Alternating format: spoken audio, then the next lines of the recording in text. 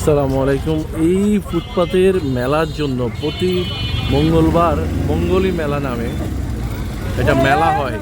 দীর্ঘ লম্বা লাইন দেখেন, এই যে টাক বোঝাই করা পণ্য সামগ্রী, ফল ফলাদি, কাঁচামাল এবং বিভিন্ন আলু পেঁয়াজ থেকে শুরু করে সব মালামাল কিন্তু এই রাস্তা দিয়ে আসে। অথচ এই বেড়িবাঁধে গাবতলী বেড়িবাঁধের এই রাস্তাটা প্রতি মঙ্গলবারে মেলার নামে, এই যে ফুটপাতের এই মেলার নামে পুরো রাস্তাটা ঘন্টার পর ঘন্টা ব্লক করে রাখে। ঘন্টার পর ঘন্টা মানুষের হয়রানির শিকার হয়, কষ্টের শিকার হয়। আসসালামু আলাইকুম। প্রতি মঙ্গলবার রাজধানী বেড়িবাঁধ, যেটা গাবতলী থেকে সদরঘাট পর্যন্ত পৌঁছে গেছে, দেশের বিভিন্ন অঞ্চল থেকে কাঁচামাল থেকে শুরু করে বিভিন্ন ফল ফলাদি এই রাস্তার মাধ্যমেই কিন্তু দ্রুত পৌঁছায়। অথচ সেই রাস্তায় প্রতি মঙ্গলবারে মঙ্গলী মেলা নামে একটা মেলা হয়, যে মেলার কারণে পুরো রাস্তাটা সকাল থেকে সারাটা দিন এভাবে দীর্ঘ লম্বা লাইন জ্যামের,